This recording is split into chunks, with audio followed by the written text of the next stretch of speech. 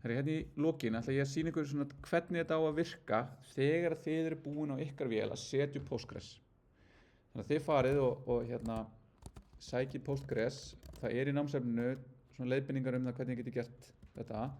En það bara, við downloadum Postgres hérna frá bara postgres.sql.org og við fáum bara hérna, við fylgjum install leiðbeiningunum og fáum þá uppsett Postgres á vélinn okkar.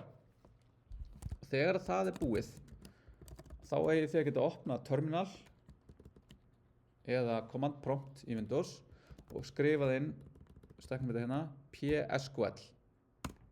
Og þá fáið þið bara eitthvað svona villu það að eitthvað sé ekki til. Ef ég gerir PSQL-waff og þá er það version og þá fáið þið útgáfu.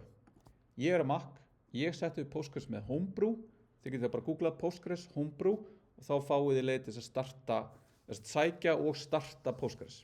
Af því að þetta er bæðið það við installum Postgres en síðan er þetta líka svona RDBMS, Relational Database Management System, sem er í raun forrit sem heldur utan marga mögulega gagnagrunna og þú veist, passar upp á tengingar og svona við það. Ok? Svo get ég sett núna gert create DB, það er önnur skipin sem við fáum. Hún ætlar að vera hérna to do's tíma. Og núna bjóði ég til gagnagrunn í RDBMS-unum sem Postgres setti upp. Ef ég gerir núna PSQL to do's tíma, þá er ég að segja Postgres klientin hérna tengstu við gagnagrunnin to do's tíma. Þá get ég núna farið hérna og tekið þetta sem er hérna bara hendi hingað inn, vantar endar semikomu og create table og það gekk. Þannig að ég bjó núna til töflu í gagnagrunnum. Ef ég gerir núna select stjarna from to do's þá fæ ég raðirnar mínar en það er ekkert inn í töflunni. Ef ég fer þá hérna og ég finn insert skipunina sem ég setti hérna upp og ég segi insert into to do's þá er hérna þetta dollarmerki 1 er fyrir parameterized queries sem við ætlum að skoða nánar í næsta tíma og er mjög mikilvægt upp á það að búa ekki óvart til SQL injection veikleika í forritunum okkar. En ég ætla núna bara að búa til hérna setja upp Postgres sem verkefni. Það gerðist. Insert, það er hérna ein row var til og við segjum hérna returning ID title finished. Hún gerir það fyrir mig, hún returnar 1, setja upp Postgres, finished F. F stendur fyrir false. Ok, ég ætla svo að búa til annað verkefni nema, nei, ég ætla ekki að vera að flæta það. Ég ætla bara að búa til annað verkefni, setja upp tengingu við Postgres í Node Hono appi. Þá fáum við hérna, það var búið til. Og nú ætla ég að segja, ok, ég er búin að setja upp Postgres, en ég ætla að segja update. Og þá ætla ég að skoða hérna, ok, ég er með update skipin hérna, þá er hérna update to do's sem er tablan, set title, finished, eitthvað hérna, where, eitthvað, returning eitthvað. Þannig að ég ætla að segja hérna update, ég ætla að segja where ID er 1, ég ætla að uppfæra þessa hérna röð og ég ætla að segja finished er true og ég ætla ekki að breyta titlinum. Ok, nú ætla ég að gera select, hérna aftur, select stjarna.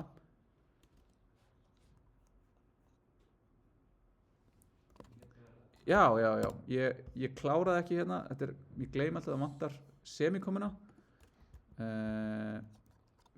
Þannig nú kerði ég tenglega sér þessa hérna sagð sem er alls ekki í lagi, svona. Hvernig er þetta aftur?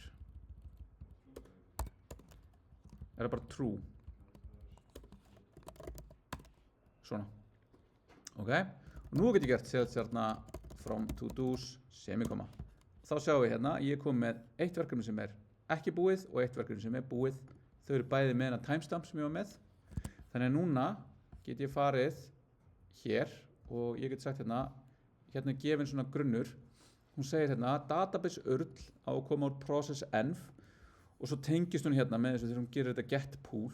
Svo er hérna annað fall sem heitir query sem að næri þetta connection pool. Það þýðir bara, hún að tengjast við RDBMS-in og segja, heyrðu, ég myndi gjarnan vilja fá eina svona leið til að gera köll sem er gegnum connection pool. Þetta er ef ég er með risastort webforrit sem að mörg þúsund manns að kalli, að þá vill ég ekki bara hver einasta tenging búið til nýja tengingu. Þá býð ég til svona connection pool sem að er bara samansapn af endurnýtanlegum tengingum sem er með eitthvað hámark og í þessu púli er í raun allokerað úr. Þannig að það er bara sagt, ég ætla bara að vera með mestalagi 1000 tengingar opnaði gagnagrunninn í einu.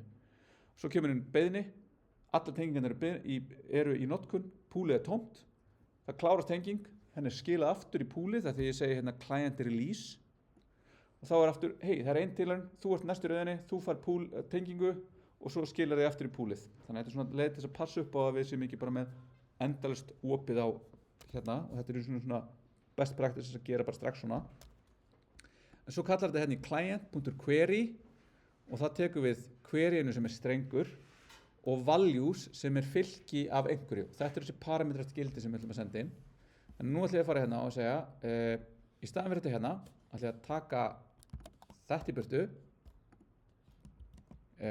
kommentu það bara út hérna og ég ætla að taka þess að hérna query og ég ætla að segja const results jafnt og query og það ætla bara að vera þetta og það ætla að vera await og þá sjáum við hérna að query verður eitthvað pg results eða null if results þá ætlum við að return results.rows þá kastar hann eitthvað hérna að segja og þá ætlum við að segja as to do hérna erum við aðeins að svindla við erum bara að treysta því að það sem kemur hérna passi við to do skilgreiningun okkar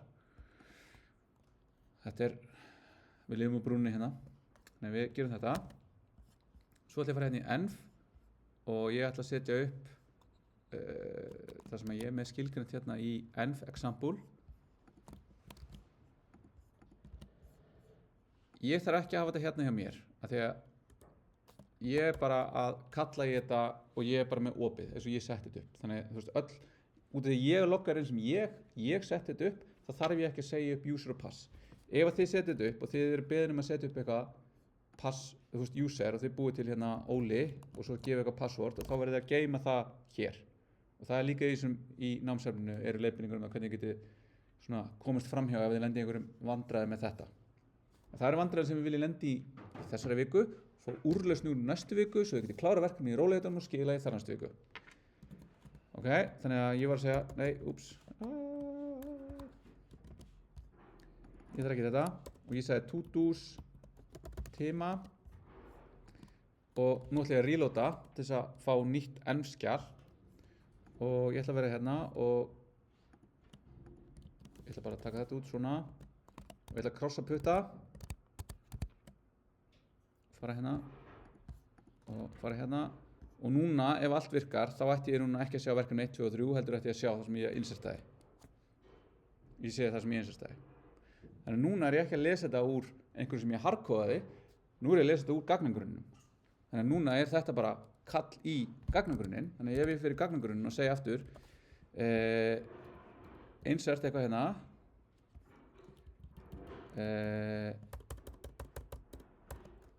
segja vei þetta gekk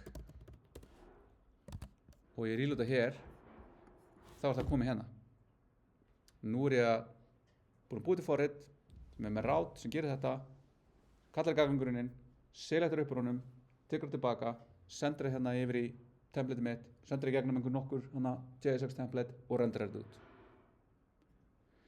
þannig að þið ætlaði að prófa þetta og þið ætlaði að vinna aðeins í verkefninu og svo í næsta tíma ætlaði að skoða hvernig við insertum inn í grunninn og svo eitthvað annað sem að þið komið með hlaðin verkefnalista ok takk í dag